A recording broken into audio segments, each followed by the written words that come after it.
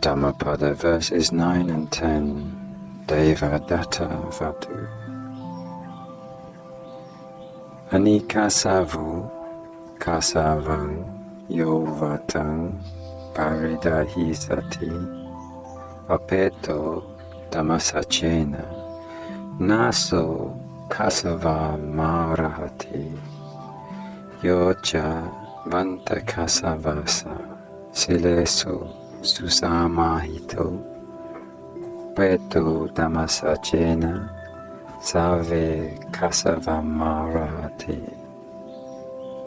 In verse 9, he who is not free from taints of moral defilements, kilesas, and yet dons the yellow robe, who lacks restraint in his senses and speaks not the truth, is unworthy of the yellow robe.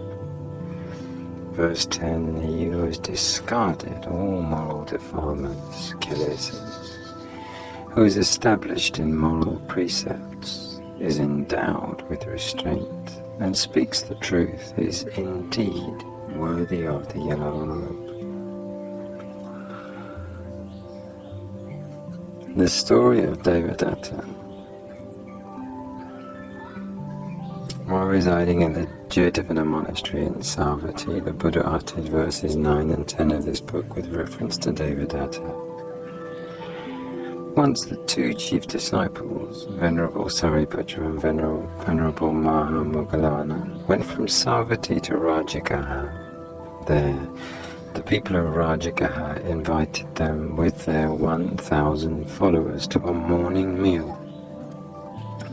On that occasion, someone handed over a piece of cloth worth 100,000 to the organizers of the alms-giving ceremony.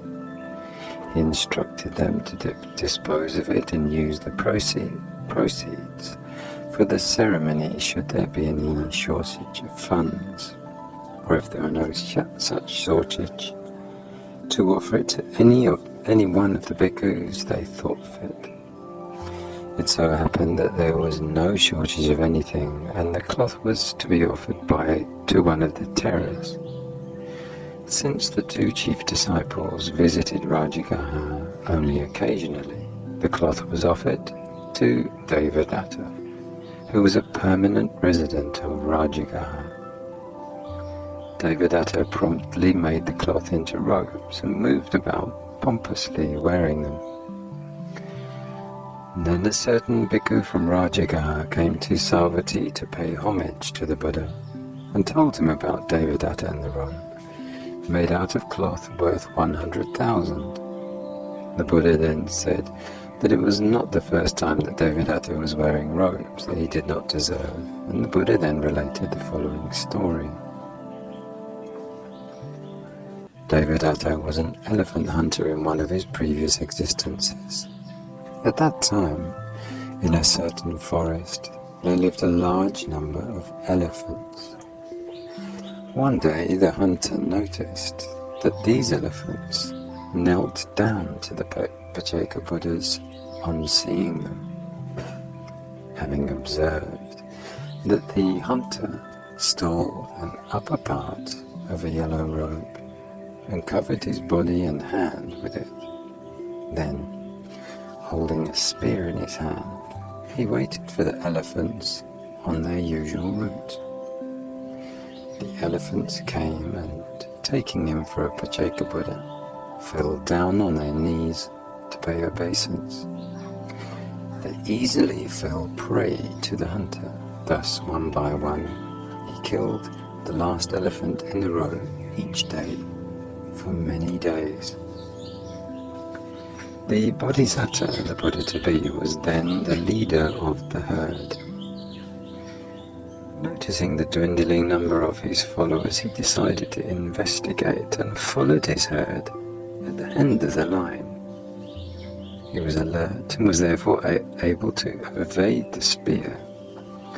He caught hold of the hunter in his trunk and was about to dash him against the ground when he saw the yellow robe. Seeing the yellow robe, he desisted and spared the life of the hunter. The hunter was rebuked for trying to kill under the cover of the yellow robe, and for commuting such an act of depravity. The hunter clearly did not deserve to put on the yellow robe. And then the Buddha spoke in verse as follows. 9. He who is not free from taints of moral defilements, kilesa, and yet dons the yellow robe, who lacks restraint in his senses and speaks not the truth, is unworthy of the yellow robe. 10. He who has discarded all moral defilements, kilesa, who is established in moral precepts, is endowed with restraint and speaks the truth, is indeed worthy of the yellow robe. At the end of this discourse, many bhikkhus were established in Sotapatti Fruition.